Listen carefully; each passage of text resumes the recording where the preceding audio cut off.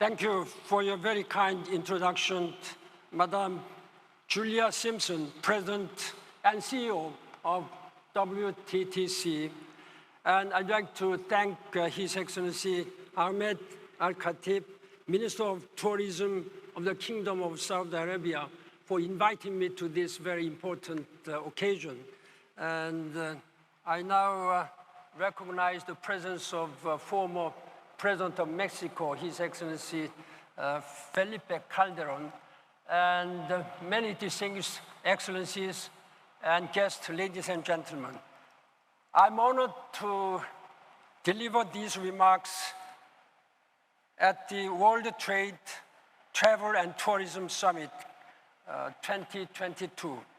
I take this opportunity to offer my warmest congratulations on the organization of 22nd WTTC Global Summit, which comes at a vital juncture as we seek ways to illuminate the path towards a more inclusive, resilient, and sustainable future for all people and the planet.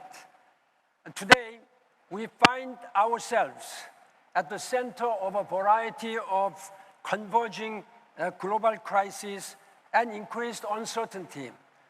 The ongoing COVID-19 pandemic continues to impact our economies, societies, and way of life. Geopolitical tensions are intensifying, particularly between the United States and China, and also United States versus Russia, and the ongoing illegal Russian aggression of Ukraine represents one of the most dangerous moments for global security in decades. At the same time, our planet is on fire, both literally and figuratively, as the climate crisis is deepening with the surging temperatures, raging floods, rising sea levels, and burning wildfires. New technologies are altering how we live and how we work. Sweeping advances in AI, technology, biotechnology, robotics, and VR are rapidly changing our countries and businesses. However, despite these challenges, we have made some progress in key areas, as I believe we have invaluable opportunities to change the world for the better. But to do so, we need to better come together in partnerships, expand collaboration across borders and seas, and work for a more peaceful and sustainable world underpinned by justice, solidarity, and prosperity. And I firmly believe that the dynamic travel and tourism sector has a transformational role to play in this regard. Indeed, tourism has made a substantive contribution to our socio-economic development and has direct linkages with the UN Sustainable Development Goals, SDGs. While serving as the Secretary General of the United Nations, I am honored to have prioritized to adopt the Sustainable Development Goals and Paris Climate Change Agreement. These are two conjoined global goals. Thank you very much for your support. The UN global goals, including SDG and Paris Agreement, offers us a way forward to confront the most critical issues of our time.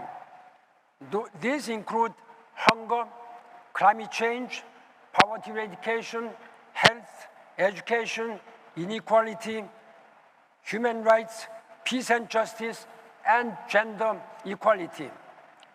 They can bring all nations and all people together in global cooperation and partnership to help chart a more sustainable, green, and prosperous post-COVID-19 future.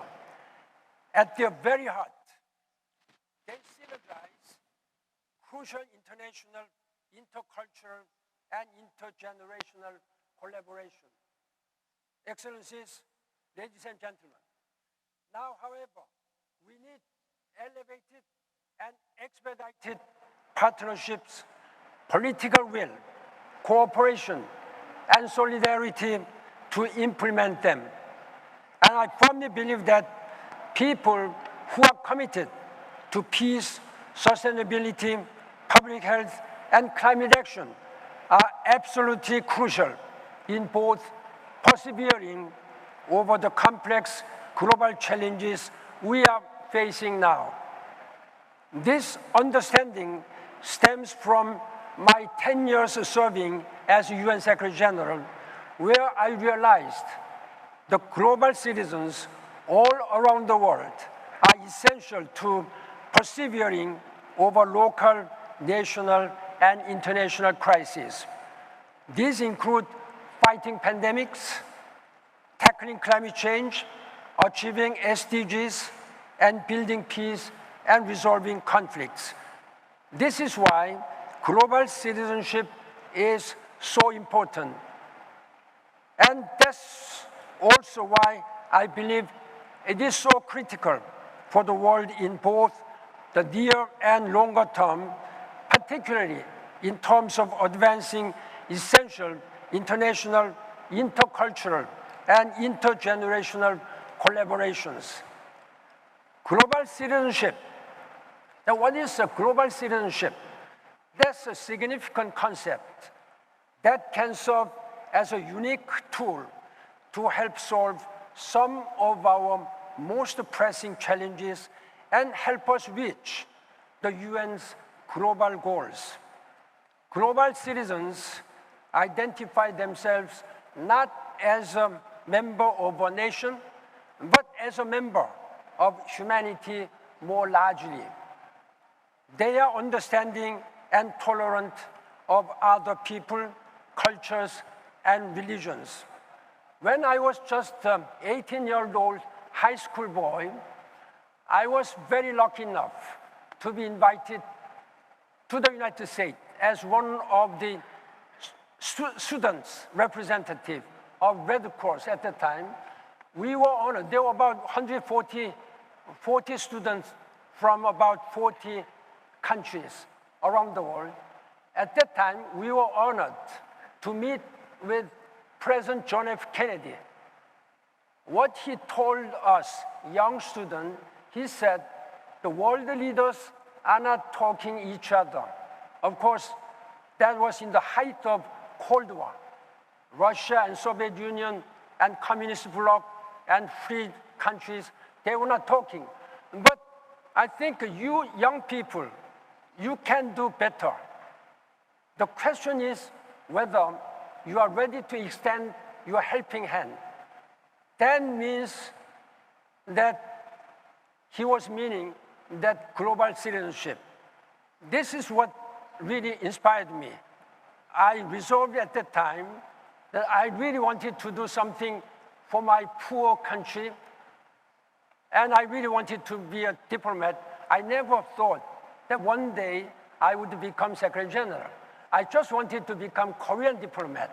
Now, I was most honored to serve as a Secretary General. But this, what President Kennedy told me, really has been keeping in my mind, and I thought that global citizenship, whether you belong to Saudi Arabia, United States, Korea, Japan, China, doesn't matter. There is no boundaries these days. This is what Kennedy told me. There are no boundaries among the countries. But there were much, much higher boundaries at that time. But he was speaking us that we need to become global citizens. I try to be global citizen even now. That's why the first thing after my retirement from the United Nations was to establish Ban Ki-moon Center for Global Citizens in Vienna, Austria. I recently opened another one in New York, where all member states are located there. So I think, ladies and gentlemen, We have so many problems here and there, pandemic and all health issues, political issues, poverty issues, gender issues. But with global citizens, I think we can solve this problem. So, ladies and gentlemen, I'm really urging, let us work together as a global citizen to make this world better for all, to make this world sustainable.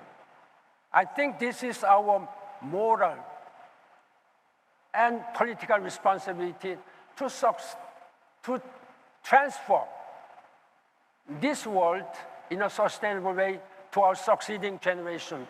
Thank you very much for your attention, and I am ready to have some further discussions with my good colleague, former Mexican Foreign Minister and former Executive Secretary Espinosa, and Patricia Espinosa, who just retired from her job as Executive Secretary of UNFCCC. Thank you very much for your leadership and attention. Thank you.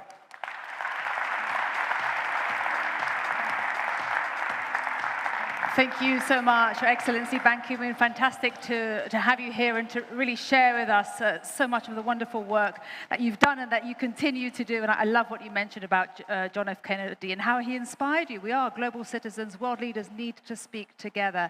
And we will continue the conversation now. And for that, I would love to invite to the stage, it is my pleasure to invite Patricia Espinosa, former Executive Secretary of the United Nations Framework Convention on Climate Change. Welcome to you for a conversation with Ban Ki-moon. Thank you so much. Muchas gracias.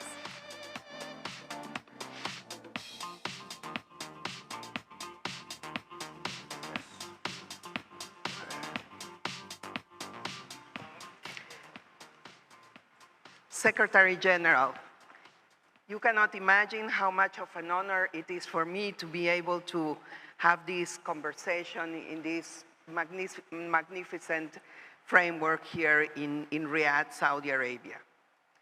Sir, let me start, and I cannot resist also, to start with a personal remark.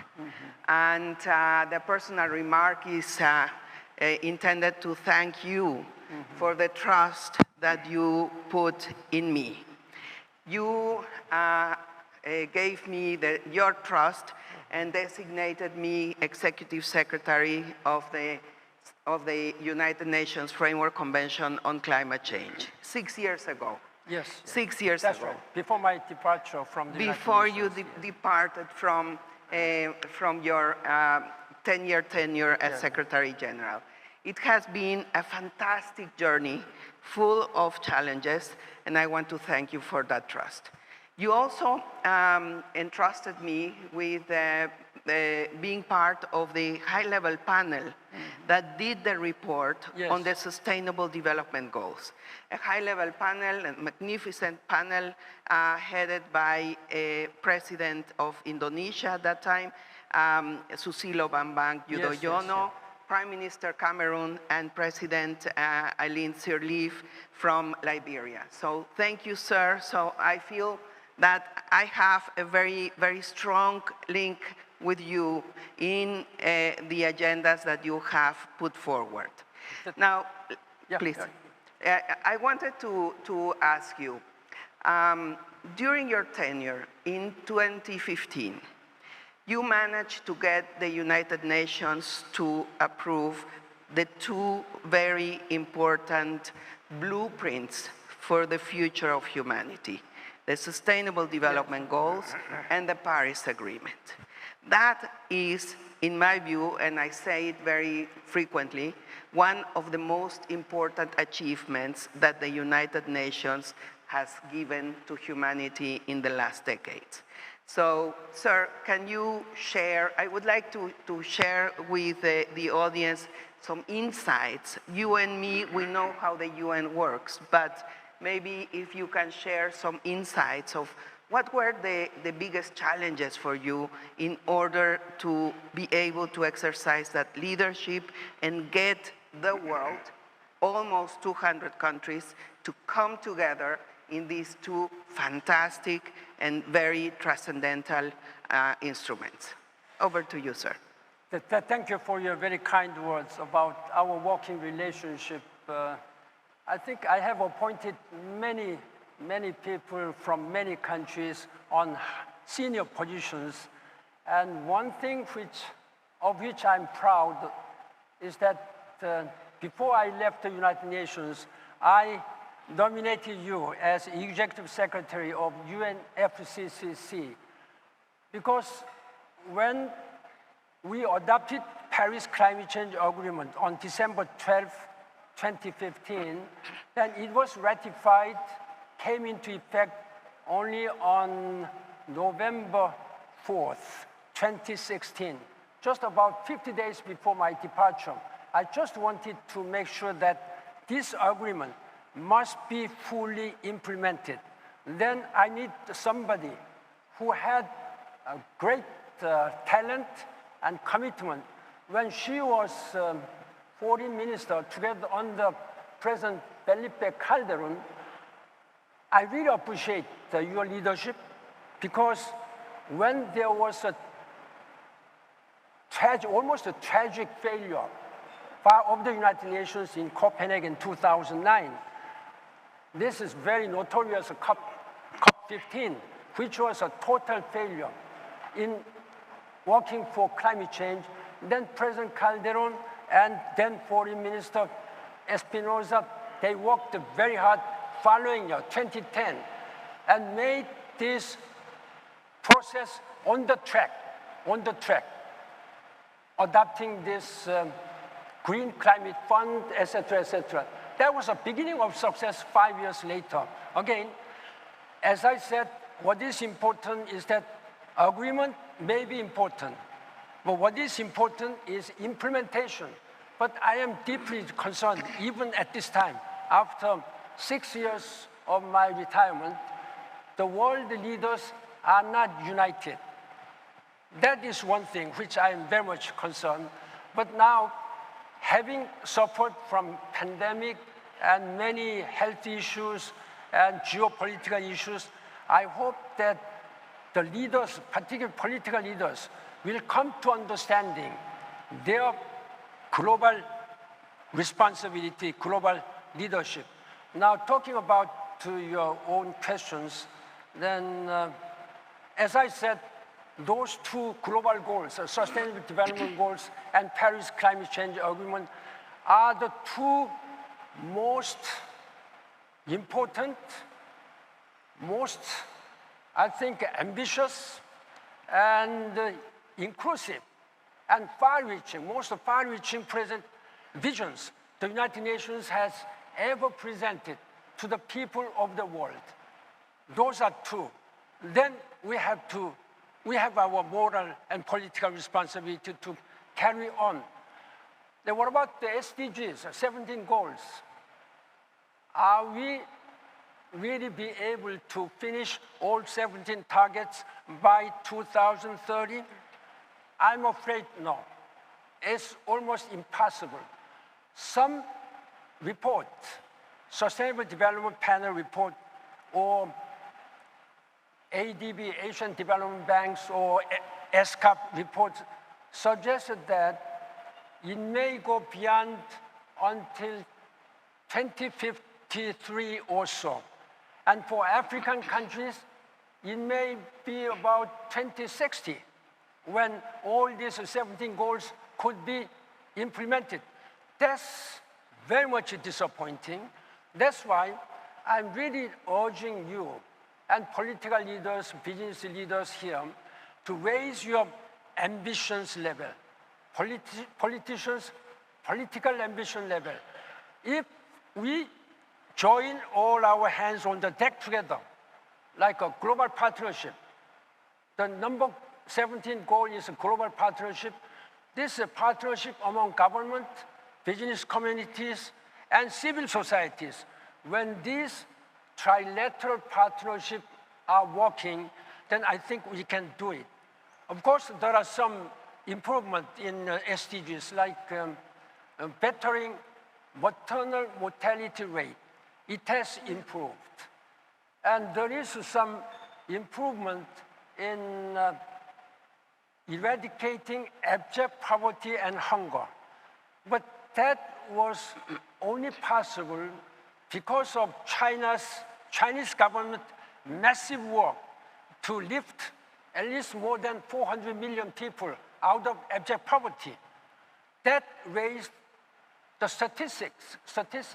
But if you go, most of the LDC countries, there are still many people are starving. The World Food Program, WFP, recently predicted that by 23, next year, there will be at least 1.9 billion people who will suffer from abject poverty, famine, and starvation. These are something very gloomy picture. That's why just 2 years ago, I worked, my foundation, Ban Ki-moon Foundation for a Better Future, worked together with Asian Development Bank together. And then we had some statistical review on this matter. Then I went to United Nations and met my successor, Antonio Guterres, Secretary General. I think it may not happen by 2030. So you better be ready to make some successor vision of sustainable development goals. I can tell you, even though I'm not a statistician, by 2030, there is no way that these 17 goals will be implemented.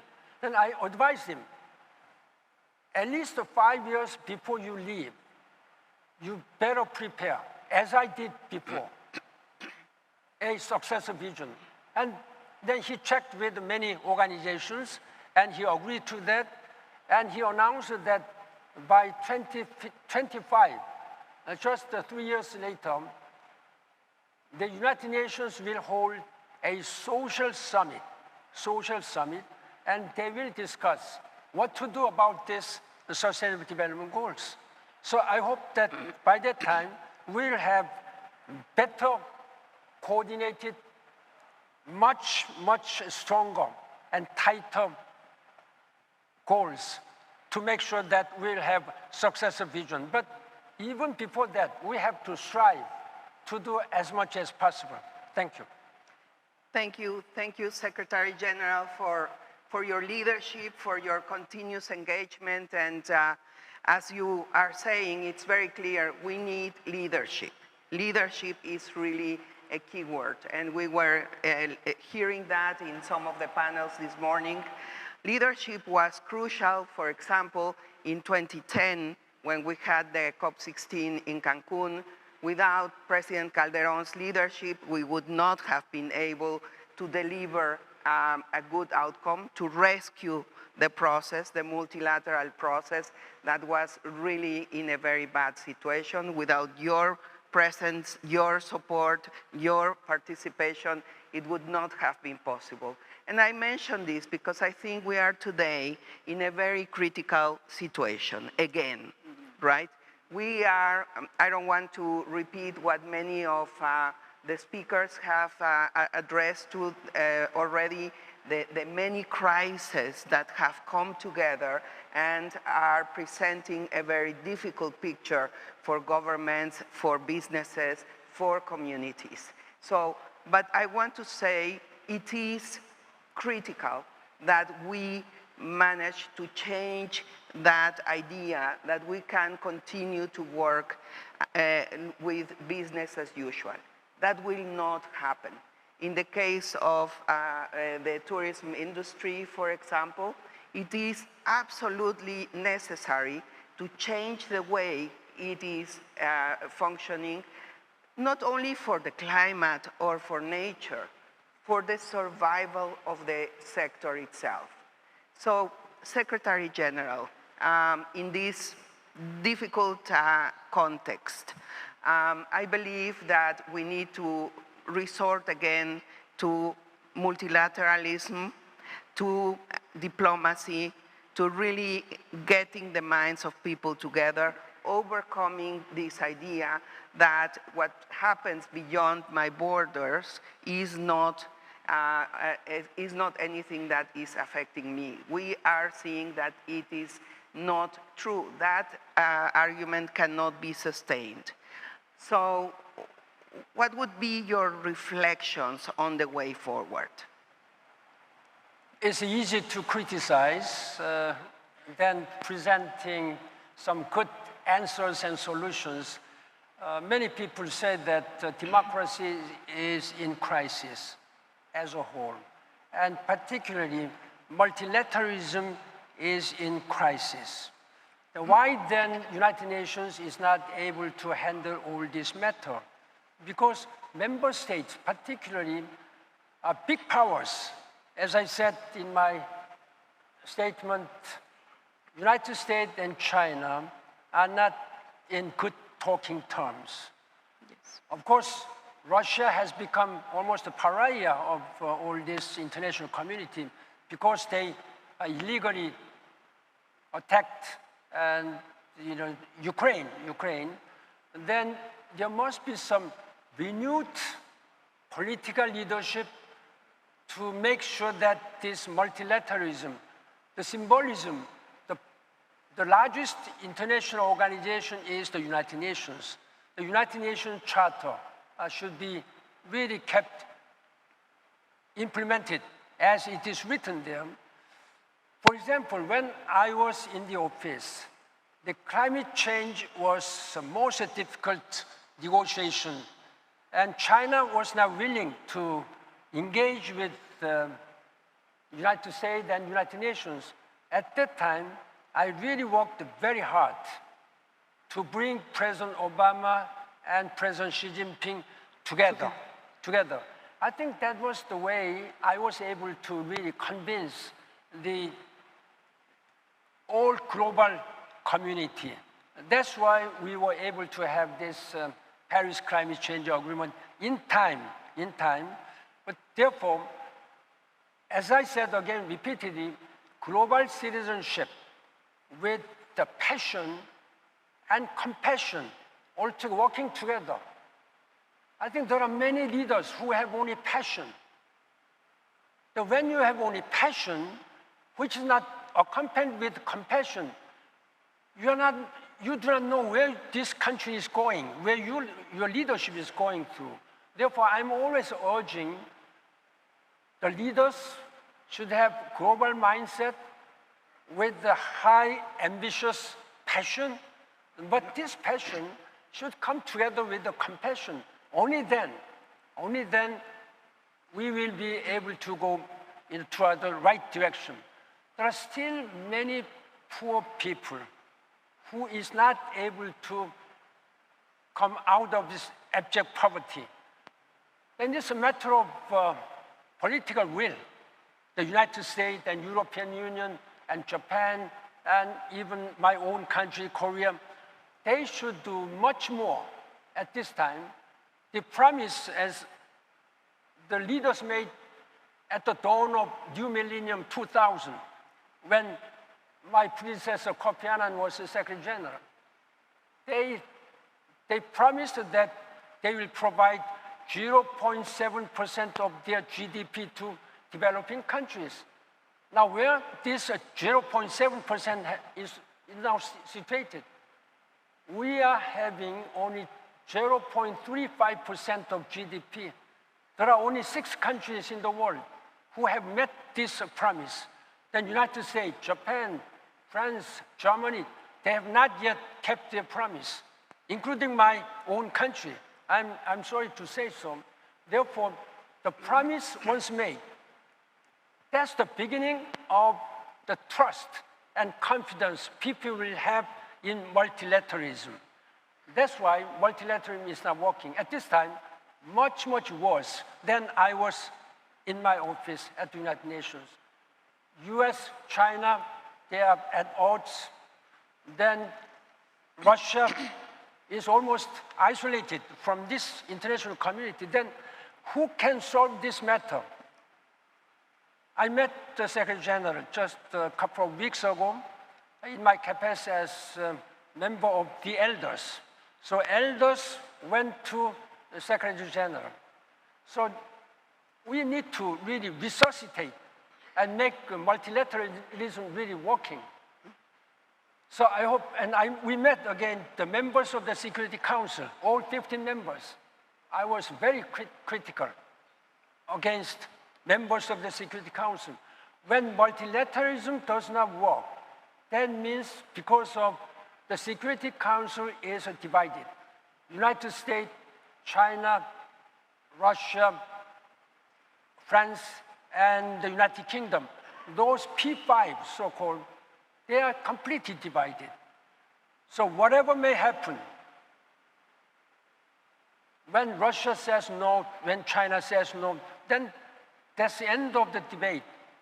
Then I'm really urging then there should be some reform of the Security Council as soon as possible. Yeah. Thank you. Thank you, Secretary General. And yes, on the agenda of the United Nations, the reform of the Security Council has been there permanently for decades and decades, and we don't seem to move forward. But I fully agree with you with the point that you make about compassion, about leadership, about trust building. Those are really the main elements in order to create an environment that will allow the world together. Now that really requires that people put themselves into the shoes of the others, that people really understand that when we are talking about climate change, we are talking about life in the planet as we know it, about the survival of our species, about the survival of other species as well. And that is, in my view, and I agree with you in this need to urge for more leadership, that is not yet in the minds of the leaders of the world.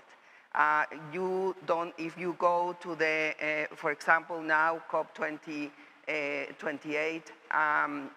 COP27, you go there and you see the discussions, and it's like nothing is really happening, while we have an agenda that is really the biggest threat that humanity has ever faced. And that the way that decisions are being taken do not reflect that. Now, in the case of the tourism industry, Secretary General, you mentioned already that it has a very close linkage with the SDGs. So could you maybe elaborate a bit on that? Yes, before that, I think you mentioned climate change. I think this is our common business all the times, and everybody has a responsibility. Then the most serious threat to humanity and planet Earth is climate change. Climate change is approaching much, much faster than one may think. The geologists and scientists have warned that maybe within 100 years, if we do not take urgent action now to address the climate crisis, then this planet Earth and humanity may face with the 6th mass extinction. What does this mass extinction mean?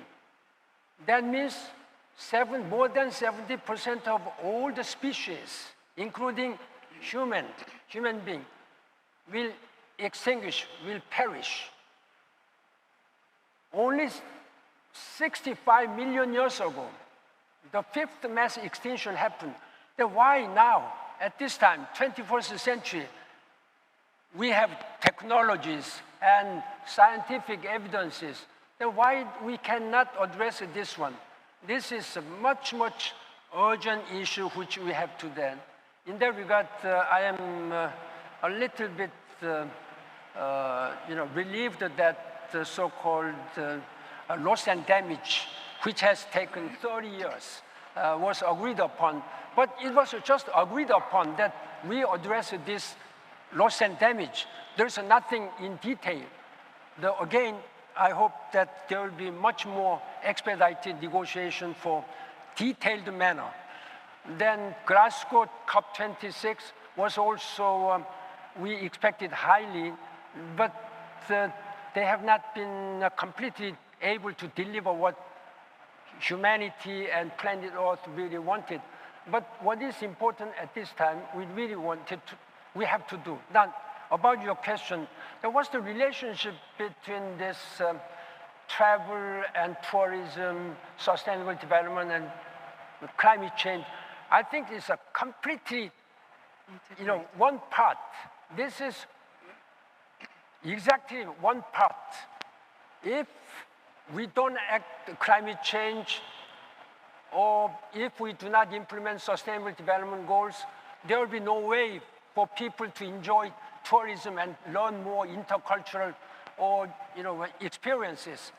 Then I really appreciate the Kingdom of Saudi Arabia for their very far-reaching vision, using this travel and tourism as a way to augment the implementation of climate, also sustainable development.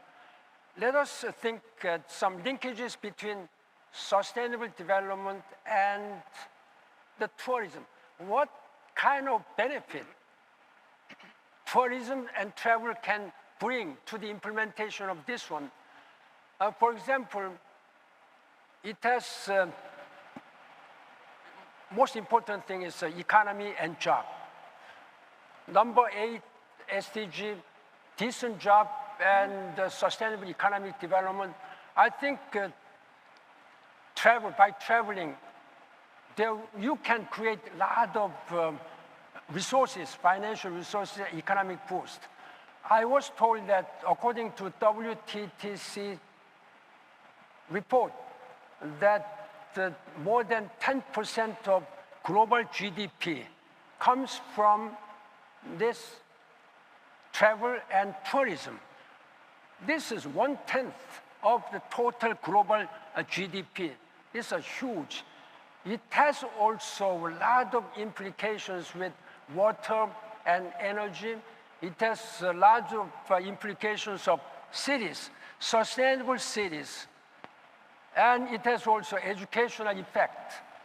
You can learn different culture from meeting the people from other countries. That means almost all the goals of sustainable development vision has tightly connected with the tourism. That is why this WTTC has a great meaning and importance, which we have to work together. Yeah. Thank you, Secretary General. I fully agree with you that it's just one single agenda, and that's the Sustainable Development Agenda, which encompasses all the different aspects and all the different sectors. And I did want to raise this point because I think it is important also to communicate to our colleagues from private sector here how important their contribution to the to the attainment or progress on sustainable development goals is.